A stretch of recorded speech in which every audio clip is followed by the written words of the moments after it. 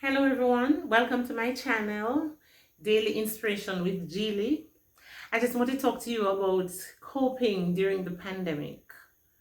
This is something that most of us have never seen before, and it has impacted us one way or another.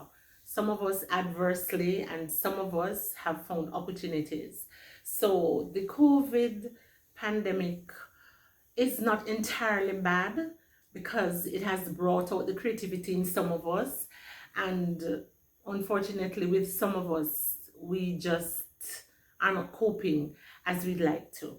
So I just want to, if you so desire, after you've looked at this video, even if you don't look at all of it, just tell me down in the comment section how you're coping with this pandemic. My best friend, she sends out a story, a prayer, and Bible chapters to be read every single day. She does this, and there is one particular story that got my attention. I had heard the story before, I'd read it before actually, but it was very poignant when I read it the other day. When no, I didn't read it, when I listened to it, because she does read the story. She does a wonderful job of reading the story, and so I listened to it. There was this woman who was living alone, and she had died, and because she had her account set up at the bank in such a way that her bills would be paid, the bills were being paid and her letters were coming to her home, and they were piling up in the letterbox, but nobody really noticed. It was about 2 years after that they found out that she was dead. How did they find that out? Because the money in her account had run out, and the creditors had now decided to check to see what was happening, only to find that the woman had been dead like 2 years before. How alarming.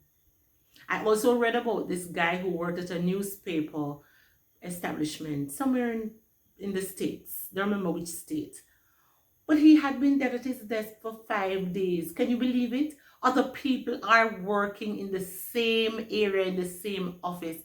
And because he kept odd hours, they came in and went and came and went. And the man was at his desk dead for 5 days and nobody knew it. And I'm saying to myself, then they didn't even notice that he didn't change his clothes. Can you believe it?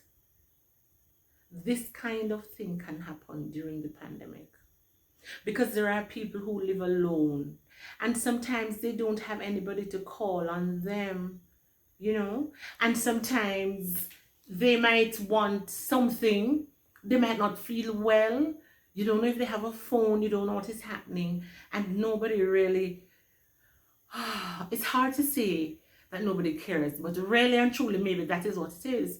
Maybe they don't have any relatives, they don't have any children, they're older people, and they just need somebody to check in on them. So, I'm asking now, how are you coping? Because we're on a lockdown and it means that we're mostly at home. This can have an adverse effect on your mental health.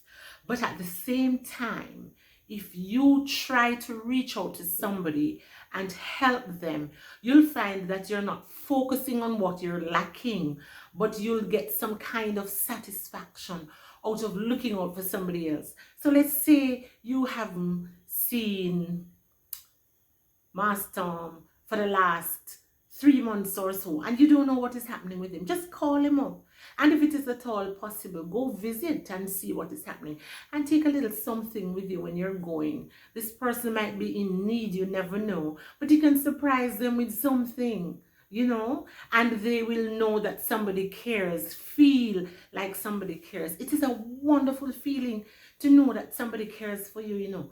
You must know that. Everybody wants to know that they are loved. Even the people who seem so hard and grim and tough and rough, and they don't need no affection, they don't need any of that kind of thing. Not true. Not true. All of that is just a facade, because some of them have never really been loved. They've never been told that they're loved.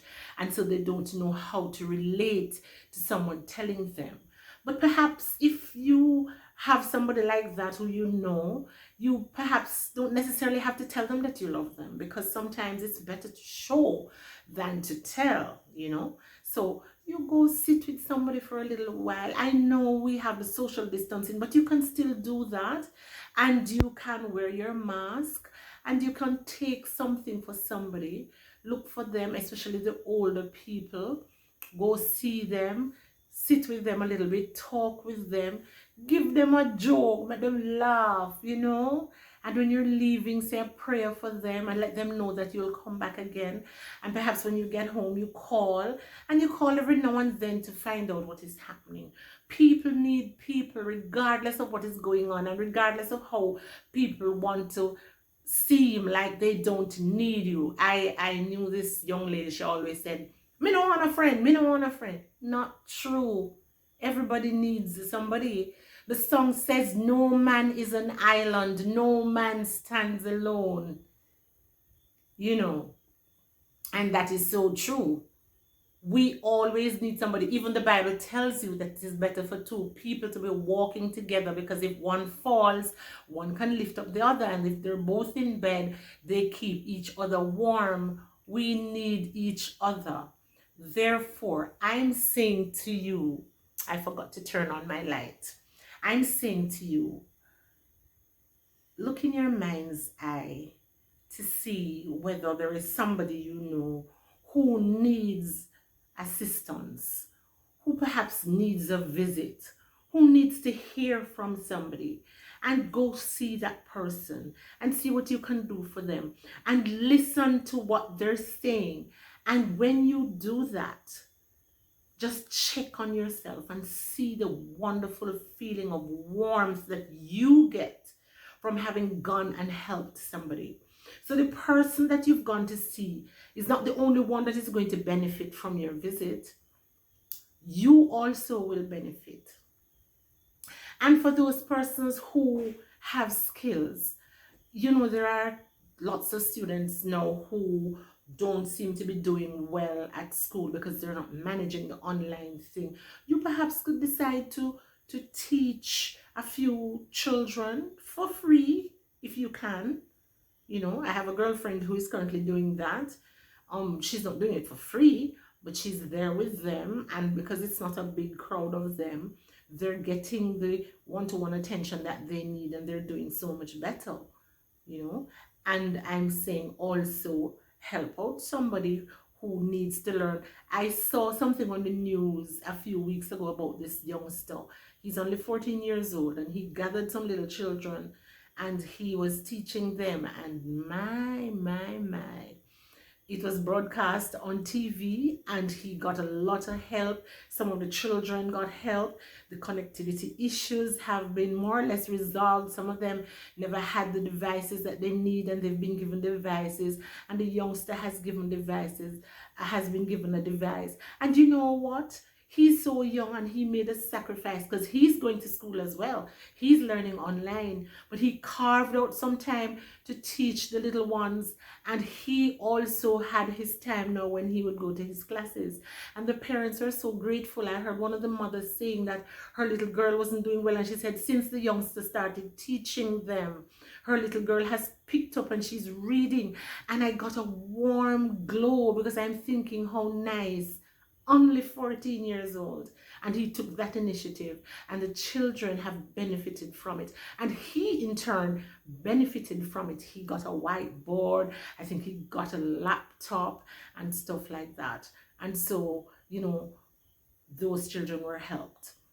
There are other things that we can do. Somebody might be at home needing some grocery, but they can't go out, you know, the older people. You might just want to go and say, so and so, do you need anything to be done on the road? I could pay this bill for you. I could go to the supermarket. I could purchase this for you, whatever it is, and just help out somebody. Instead of just sitting home and thinking how your life is miserable because you're locked away at home and you're not able to go out and meet with your friends and do whatever it is that you like to do. We're social creatures. That is how God made us. And we really can get around that.